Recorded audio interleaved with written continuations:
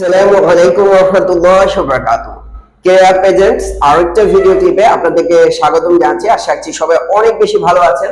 So dear learning partners, আজকে আমরা আলোচনা করব হ্যাপি পিপলদের 6টা বৈশিষ্ট্য নিয়ে, অর্থাৎ happy people tends two 6 point, এমন 6টা পয়েন্ট নিয়ে আলোচনা করব যেই 6টা বৈশিষ্ট্য থাকলে আপনি ইনশাআল্লাহ সুখী হতে পারবেন। সো আমাদের যেহেতু প্রত্যেকেরই আশা থাকে যে আমরা সুখী হব, সো সেই জায়গাটা থেকে আমরা চলেন হ্যাপি পিপলদের বৈশিষ্ট্যগুলো দেখে নিই। প্রথম যে পয়েন্ট সেটা হচ্ছে express gratitude. Happy people tends to express gratitude. হ্যাপি পিপলদের একটা গুরুত্বপূর্ণ বৈশিষ্ট্য হচ্ছে তারা অনেক বেশি কৃতজ্ঞ হয়। কোন কোন ক্ষেত্রে কৃতজ্ঞ হয়? তারা উভয় ক্ষেত্রে কৃতজ্ঞ হয়।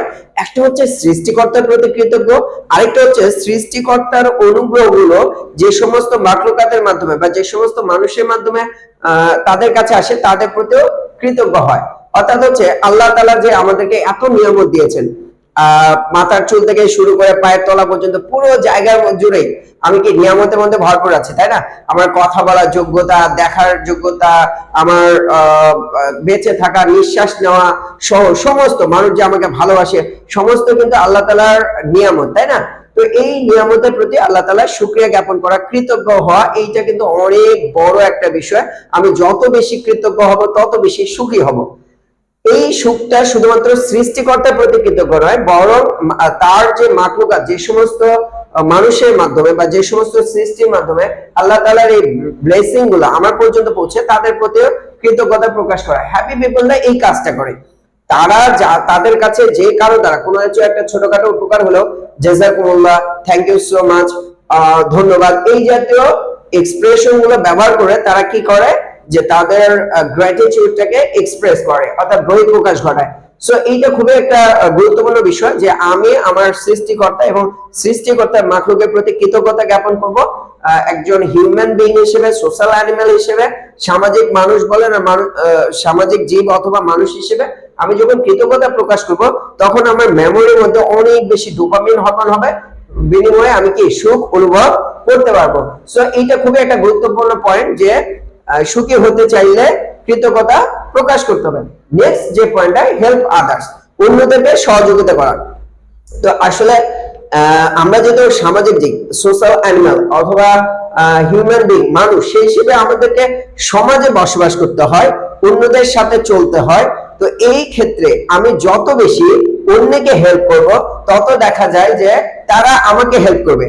আজকে যখন আমি অন্য ভাইকে পরামর্শ দিয়ে, অর্থনৈতিক ভাবে, যে কোনো ভাবে যখন আমি উপকার করছি, হেল্প করছি, দেখা যাবে যে দুদিন পরবর্তীতে এটাই রিটার্ন হয়ে আমার উপকারে ফিরে আসবে ইনশাআল্লাহ। সো এই জায়গাটা থেকে আপনি যত বেশি হেল্প আদার্স এই মানসিকতা সেট করবেন, এই পয়েন্টটাকে নিজের মধ্যে সেট করে কাজ করে যাবেন, তত বেশি দেখবেন নিজে সুখ অনুভব করবেন।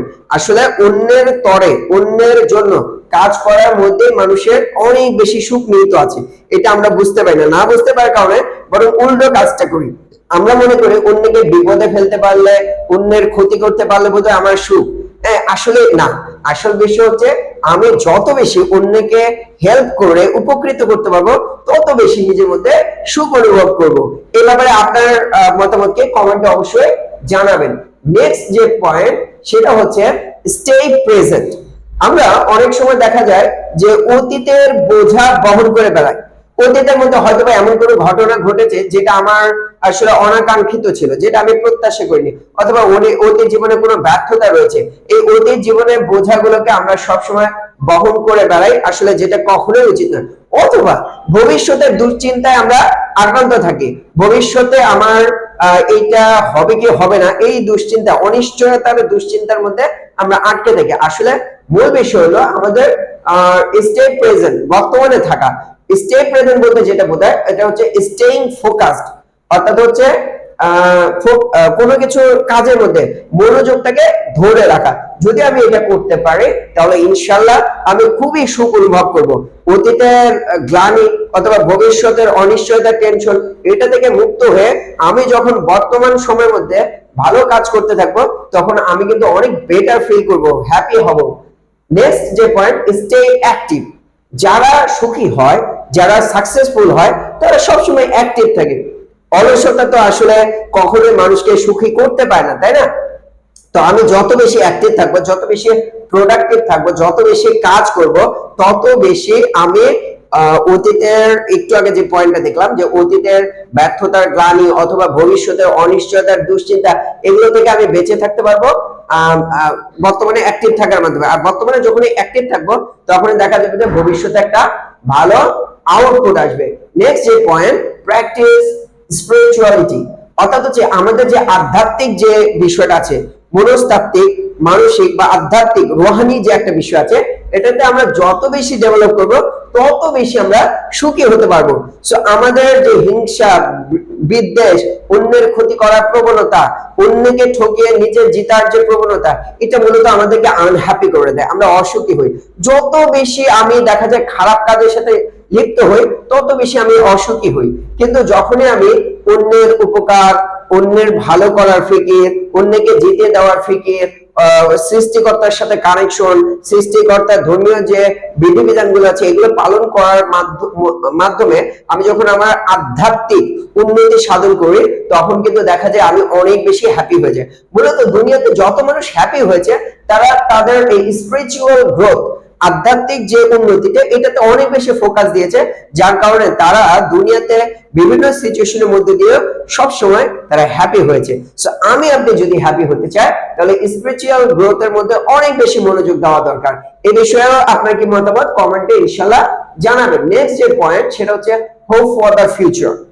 আমরা যখন আমি বর্তমানে আমার যা কিছু আছে এটা নিয়ে আমি যখন কাজ করব এবং আমি যখন প্রতিদিন নিজেকে আপডেট করতে থাকবো, স্পিরিচুয়াল গ্রোথ করতে থাকবো, অন্যকে সহযোগিতা করতে থাকবো, অন্যদেরকে সাথে নিয়ে চলতে থাকবো, তখন দেখা যাচ্ছে যে আমার ভবিষ্যৎটা ইনশাআল্লাহ আল্লাহ তাআলা ভালো করে দেবেন। কারণ আজকে যখন আমি স্টে প্রেজেন্ট, বর্তমানে থেকে অনেক বেশি অ্যাক্টিভ হচ্ছে, ভালো কাজ করছি, এটার আউটপুটটা ইনশাআল্লাহ আল্লাহ তাআলা অনেক বেশি ভালো দেবেন। আমি তো আসলে জানি না যে আমার ভবিষ্যতে কি হবে, তাই না? এটা গায়েবের খবর একমাত্র আল্লাহ তাআলাই জানেন। কিন্তু আমি যেহেতু ভালো কিছু করছি, তো আশা রাখা যায় আল্লাহ তাআলা আমাকে কি করবেন, ভালো কিছু দেবেন। সো এই জায়গাটা থেকে, দৃঢ় বিশ্বাসের জায়গা থেকে আমরা বলতে পারি যে ইনশাআল্লাহ আমাকে দিয়ে আল্লাহ তাআলা যেহেতু ভালো কিছু করাচ্ছেন, ইনশাআল্লাহ ভবিষ্যতে আমার ভালো কিছুই হবে। সো এই 6টা পয়েন্ট নিয়ে আপনার কি মন্তব্য, এটা অবশ্যই কমেন্ট বক্সে আপনি আপনার অনুভূতিগুলোকে জানাতে ভুলবেন না। সো এই ভিডিওটা কেমন লাগলো, এরকম কোন কোন বিষয়ে আপনি আলোচনা শুনতে চান সেটাও আমাকে কমেন্ট বক্সে জানিয়ে উদ্বুদ্ধ করতে পারেন। সো আজকের ভিডিও ক্লিপটা এখানেই শেষ করছি, দেখা হবে শীঘ্রই অন্য কোনো এক ভিডিও ক্লিপে। সে পর্যন্ত আল্লাহ তাআলা আপনাদের সবাইকে ভালো রাখেন এই প্রত্যাশা রেখে এখানে বিদায় নিচ্ছি। আসসালামু আলাইকুম ওয়া রাহমাতুল্লাহ।